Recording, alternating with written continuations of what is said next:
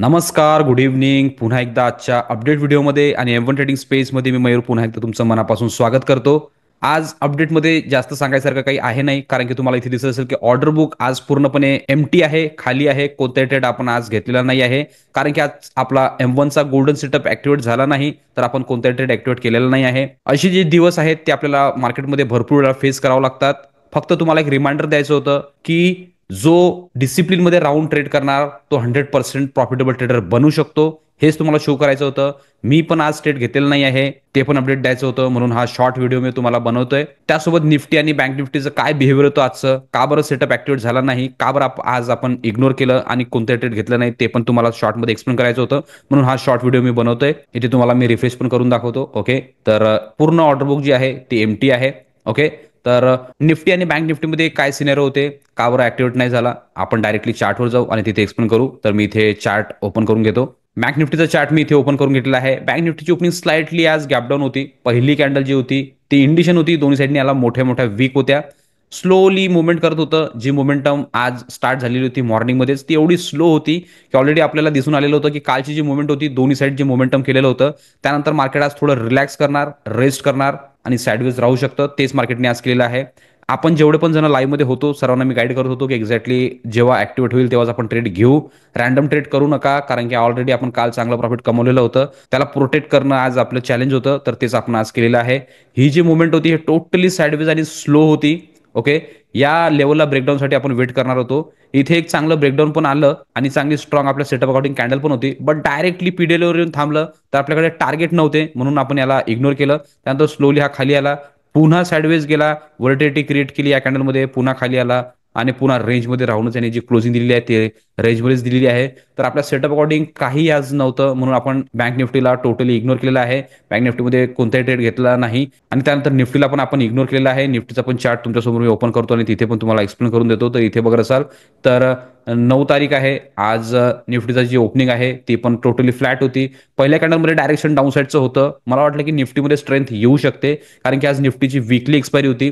या कॅन्डलमध्ये आपण अलर्ट झालेलो पण होतो, बट मी तुम्हाला क्लिअरली सांगितलं होतं की जोपर्यंत ह्याच्या खाली येणार नाही तोपर्यंत आपल्याला एक्झिक्यूट करायचं नाही आहे. तर या कॅन्डलनी जी क्लोजिंग आहे या लेवलच्या वर दिली, तर आपण याला इग्नोर केलं. त्यानंतर पुन्हा ह्याच्यामधली पण जे मोमेंटम होती ती खूप स्लो झालेली होती. इथे आपला सेटअप ऍक्टिव्हेट होताना दिसलेला होता, बट मी तुम्हाला क्लिअरली लाईव्हमध्ये नाही सांगितलेलं होतं. मी सांगितलं होतं की हा फेल होऊ शकतो, कारण की जी स्ट्रेंथ आपण प्रीमियममध्ये बघत होतो ती क्लिअरली आपल्याला दिसत नव्हती. म्हणून जे पण लाईव्हमध्ये होते ज्यांनी मला विचारलं की ट्रेड घ्यायचं का, तर मी ते क्लिअरली नाही सांगितलेलं होतं. मी सांगितलं होतं की फेल होऊ शकतो, 90% चान्सेस होते फेल होण्याचे, आणि एक्झॅक्टली त्यांनी फेलच केलेलं आहे. टार्गेट जनरली अशा ठिकाणी आपण डे हायचं ठेवतो, बट एक कॅन्डलनी स्पाईक लावला, दुसऱ्या कॅन्डलनी स्पाईक लावला आणि त्यानंतर लगेचच हा खाली आला आणि इथे सर्वांचे जे एसएल आहेत ते उडवलेले आहेत आणि खालच्या साईडचं मोमेंटम केलं ह्या कॅन्डलमध्ये. ही कॅन्डल आणि बँक निफ्टीची कॅन्डल सेम होती, सेम वेळेला होती. इथे पण आपला सेटअप ऍक्टिव्हेट झाला असता, बट एक्झॅक्ट या लेवलवर ऑलरेडी टार्गेट लेवल होतं, तर स्पेस नव्हता म्हणून आपण टोटली याला इग्नोर केलं. आणि जो एसएल होता या कॅन्डलमधला तो पण खूप मोठा होता आणि आज एक्सपायरी असल्यामुळे असे मोठे जेव्हा स्पाइक लागतात आणि इथे जेव्हा आपण एंटर करतो तर एसएल जे आहे ते खूप लवकर हिट होतात, त्यामुळे आपण टोटली याला इग्नोर केलं. त्यानंतर निफ्टी टोटली एका साइडवेज रेंजमध्ये गेलेलं होतं. मी लाईव्हमध्ये तुम्हाला क्लिअरली सांगितलं होतं की जर याच्या खाली ब्रेकडाऊन आलं एका डब्ल्यूआरसीनी, तर एक स्मॉल 50-60 पॉईंटचं मोमेंटम आपल्याला बघायला मिळू शकतं. पण त्यांनी प्रोटेक्ट केलं, या लेवलला रिस्पेक्ट केलं, व्हॉलेटिलिटी दाखवली सेम बँक निफ्टी सारखी, पुन्हा डाऊन साईडने मोमेंटम केलं, रेंजमध्ये केलं आणि त्यानंतर क्लोजिंग जी दिली आहे ती पण रेंजमध्येच आहे. एकदम पूर्ण स्मॉल कॅन्डल होत्या, एकदम खराब कॅन्डल होत्या, जसं डायरेक्शन पाहिजे तसं नव्हतं, टोटली एका रेंजमध्येच फसलेलं होतं. ओके, तर त्या अकॉर्डिंग आज आपण कोणताही ट्रेड एक्झिक्यूट केलेला नाही आहे. नेहमी तुम्हाला सांगतो की हा बिझनेस इमोशन इंटेलिजन्सचा आहे. ज्यांचं डोकं, त्यांचं मन जर कंट्रोलमध्ये आहे तर ते या बिझनेसमध्ये अफाट पैसा बनवू शकतात, आणि ज्यांचं त्यांच्या डोक्यावर मनावर कंट्रोल नाही आहे ते नेहमी 95% मध्येच राहतील. प्रत्येक वेबिनारमध्ये पण मी तुम्हाला हेच सांगतो आणि मी तुम्हाला लाईव्हमध्ये पण हेच सांगतो आणि आता एक्झिक्युशन व्हिडिओमध्ये पण मी तुम्हाला हेच सांगतोय. फक्त अपडेट द्यायचं होतं की मी कोणताही सेटअप आज ऍक्टिव्हेट केलेला नाही आहे, कोणताही ट्रेड घेतलेला नाही आहे. होप करतो तुम्ही पण घेतलेला नसेल. फक्त आपण बाहेर राहून मार्केटला ऑब्झर्व केलेलं आहे आणि आपला जे कॅपिटल आहे त्याला प्रोटेक्ट केलेलं आहे.